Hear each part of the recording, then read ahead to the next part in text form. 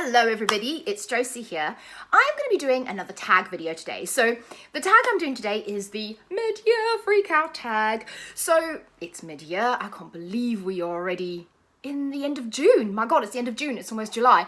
And we're kind of halfway through the year, so taking stock of what I've been reading, what I've still got to read, what's on my shelves, kind of where I sit. So just a few kind of stats about me. So I've reached my Goodreads goal. So my Goodreads goal was 120 books.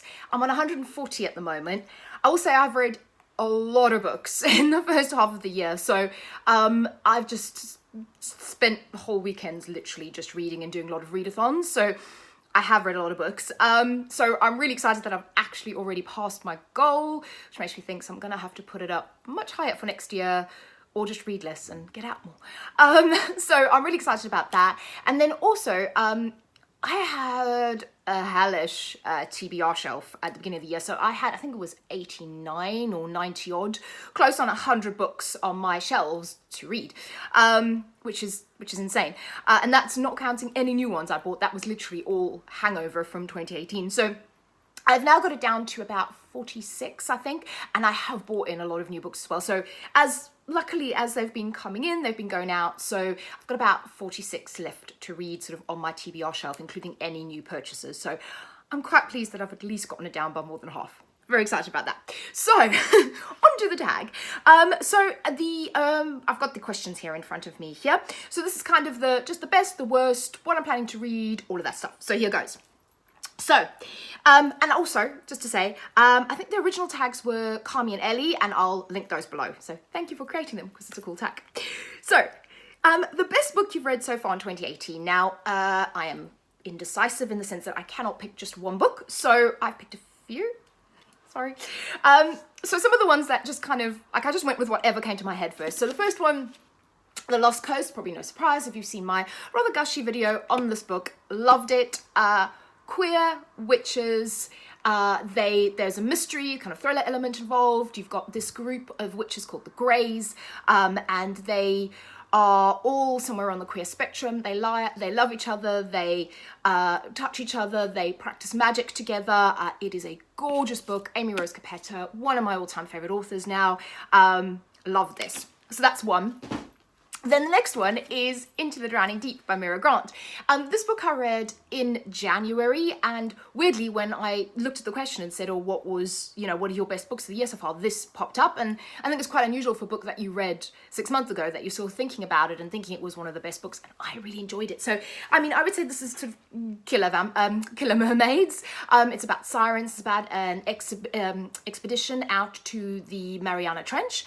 And the protagonist, her sister was on the first expedition that went out there, and the ship and the whole crew was lost, and they're going back to kind of investigate what happened, and there are killer sirens or mermaids in it, and the protagonist is queer, and there's a bit of queer lovey-dovey stuff going on in there, which I love, and all the women are really strong, and they're smart, and they're scientists, and I just love this book, and I really hope, I don't know if Mira Grant could necessarily write a sequel, but I would love to see more from the character.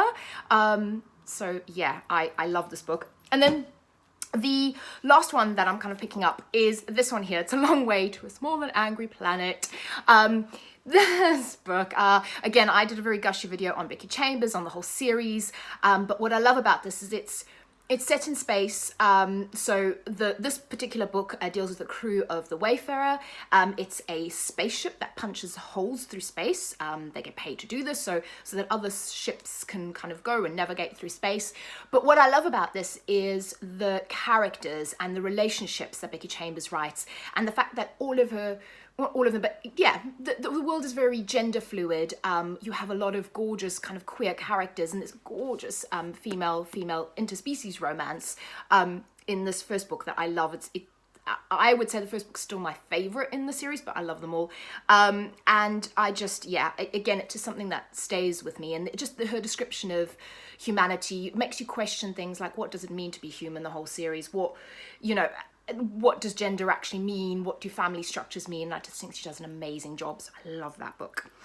So, keeping this one in my hand, the next question is the best sequel you've read so far. So I read this one at the beginning of the year, and then I read A Close and Common Orbit, and then I read Record of a Spaceborne Few, and, you know, best sequel. So this trilogy is insane. I loved it. Each book focuses on different characters, which is cool that you kind of get introduced to in the other books, but you don't necessarily have to read them in order, although I did.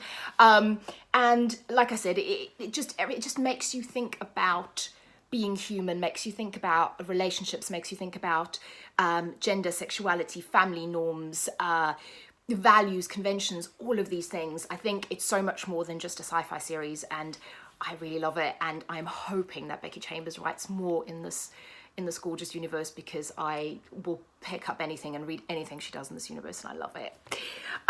Then, a new release that you haven't read yet, but want to. So I've actually got it here. It's this one, These Witches Don't Burn, by Isabel Sterling. Now, this has kind of been a bumper year for queer witch literature, which, oh my god, yes, I'm very there for. So I loved The Lost Coast, and this one again, it's witches, it's queer girls, it's magic, it's mayhem. I'm expecting to like it. I have heard some mixed reviews, but I like kind of keep an open mind, because it's one of my anticipated reads, and I can't wait to read this one. Then the next question is, most anticipated release of the second half of the year. So one that I haven't got yet is, weirdly, now I'm going to say weirdly because have I read much Leigh Bardugo? I think besides Wonder Woman, which I love, by the way, I haven't read any Leigh Bardugo.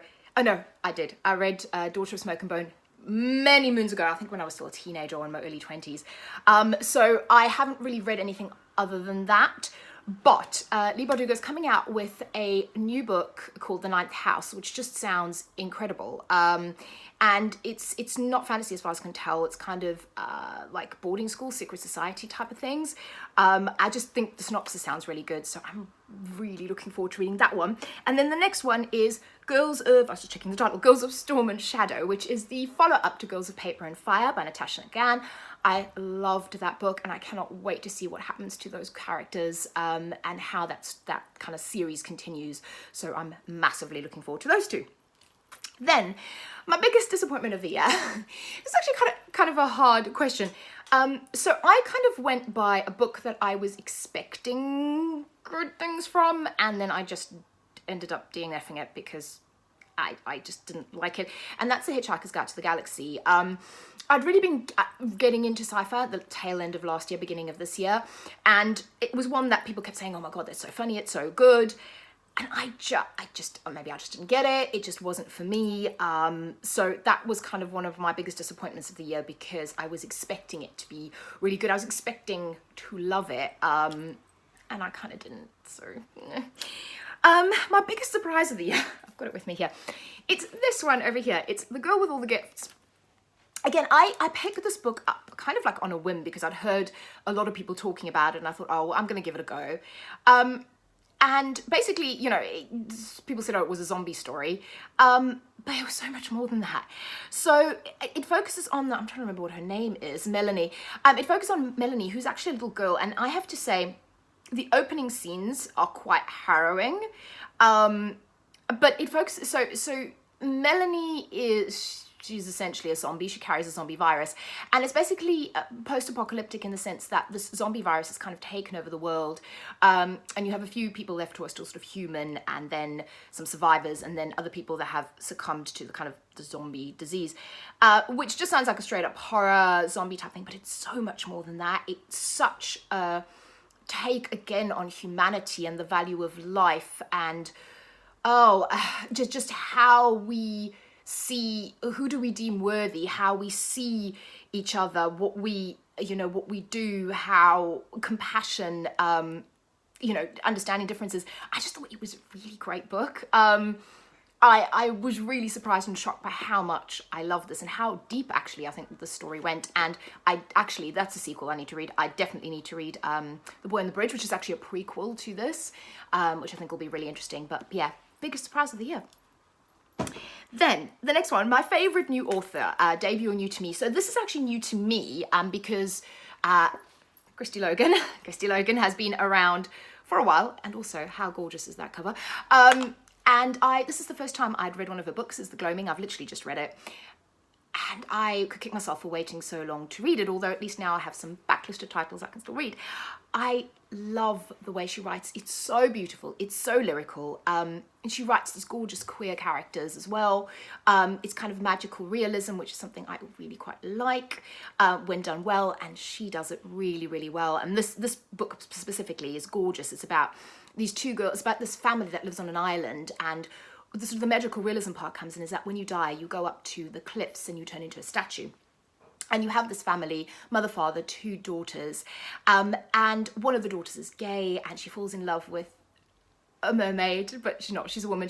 She basically pretends to be a mermaid, or she goes around in kind of like circus shows, enacting mermaid-like behavior, which is just gorgeous. That story between the two of them is beautiful. And then also the idea of you know, loyalty and making your own way in life, but also having that pull back to your family, which I really, really identified with. And this book really kind of struck me hard. So I've just bought another one, A Portable Shelter. I'm going to get all of her other books. They are hopefully going to be as beautiful as this one, but I love this book. So she's my favorite new author. Then the next one is my newest fictional crush. Now, I have two. So, because I can't just pick one. So this book over here, actually Bloody Rose, is probably also one of my favorite books of the year, but again, Anne surprised me. So Bloody Rose is basically an action adventure fantasy. You have this band of kind of like mercenaries that go around fighting monsters, and Bloody Rose is the lead of the band. And then, but Bloody Rose isn't the one I kind of have a crush on. I have a crush on this character over here, Kira. And she is like a witch, and she can like manifest, she can like has these tattoos on her, and she sort of can manifest these monsters to fight the other monsters. She's also very much bisexual, but throughout this book there's a beautiful storyline with the other character, one of the main characters, where the two of them have this gorgeous romance in it. And I just really like her because she's kind of the strong, silent type, but she's actually, you know, she's got a tough outer shell, but I think she's quite soft and gooey in the center. So Kira is my one of my crushes. And then the other one is this one over here. So this book, which is falling apart because I got it in a secondhand shop, but I just loved it. This is Needlepoint by Jenny Robertson. I'm actually going to do a video talking about this book, and then I've just actually bought the follow-up to this as well. And the main character is called Cameron McGill, and it's basically she's a detective. Or is she a detective? Yeah, it's kind of like a detective-y, oh no, she isn't actually a detective, I'm lying. She's wants to investigate her sister's murder in this book. But the thing is, she goes to, what I love about this, she goes to Amsterdam, and it's a great kind of like thriller, cop mystery type book. But Cameron is a really cool character. She rides a Harley Davidson. She's very gay. She's very cool. And I kind of fell for her, so I immediately bought the next book. Then the next one is your newest favorite character. And actually, Gilda from the Gilda Stories could actually also be a crush, because I love Gilda. But my newest favorite character is Gilda from the Gilda Stories. Again, this is one I hadn't read and I'd sort of been dying to read. And it's about, it's basically a lesbian vampire fiction. But what's cool about it is it starts, I think, like in the 60s, or even it starts really early and then goes all the way through to like 2020. So you follow Gilda through her life and the people she meets and the interaction she has. And I think it's such a unique book in kind of the vampire lore catalogue, because she's a woman of colour, she's gay, she's female. Not very vampire stories kind of have that as a protagonist. And she's really interesting. And again, this book, although she's a vampire, it's so much more about the connections and the relationships and the way she makes her way through life. And I really, really, really love this. This is just, again, also probably classifies as one of my favourite books of the year, but it's really, really good. Then the next one is The Book That Made You Cry. And if you've watched any of my other videos, you probably are not gonna be surprised, but We Are Okay by Nina LaCour. I cried from beginning to end. It is just this gorgeous book about life, loss, love, grief, coming to terms with loneliness, coming to terms with someone dying and finding out that they maybe weren't the person that you thought they were, friendship, love, the loss of love. It is gorgeous, stunning. If you haven't read it, highly, highly, highly recommend. Again, one of my favorite books of the year, but I had it as this category. I didn't want to put it in there. Then the next one, the book that made me happy. So there's a lot of books that made me happy, but I picked this one because, okay, so I am a massive Buffy the Vampire Slayer nerd. It's my favorite TV program. It will always be my favorite TV program. I've loved it ever since I was a teenager. And then I heard that a fictionalized novel was coming out about sort of where Buffy ended as a series, and Kirsten White has written Slayer. And this book just made me so happy in the sense that we got to dive back into the Buffy lore. It makes reference to Buffy, which I like, but also kind of starts a new series and starts new characters, a new Slayer, and new Watchers, and I just loved it. It just made me so happy to sort of revisit Buffy, the universe, and then get some new characters. Also great queer characters in this one. And I'm so looking forward to the second one coming out. I know not everybody was as keen on this as I am, but being a Buffy geek, I loved it. I thought it was fun. And like I said, I love the queer characters as well. I think she did a great job. I loved it. So it made me happy. Then the next one is the most beautiful book you've bought so far this year. So there's a few. One I'm going to say is The Lost Coast. So I think this is a gorgeous, gorgeous cover. If you can see that, with the redwood trees. And I love just, it's kind of simple, which I like, but really effective also with the kind of almost the pride flag colours on it. I think is gorgeous. Then the next one is this. Actually, let me do this one first. So apparently Amy Rose Capetta, I love her covers. So the next one I've got is this one over here. It's Echo After Echo. So I know it's a bit shiny, but again, I think really simple. You've just got the title, and then you've got these beautiful rays. So I think with the spotlights, it's very effective because this the book is set in a theatre, and the main character is performing a theatre production. So I think that's really effective. But again, you've got those beautiful kind of colours of the queer flag in there, and I just think it's beautifully done with the watercolors. And then this one, and this is the book I'm actually currently reading, is Other Words for Smoke. Now look at that, isn't that gorgeous? So you can see the owl, which is a very important part of the book, kind of in the wallpaper, and then the gorgeous sort of pink, and I love the fact that it's a sprayed book, and then those little touches of foil. I just think this is a really beautiful cover. Actually, The Gloaming by Kirsty Logan is also stunning. So yeah, so those are probably my most beautiful covers so far this year.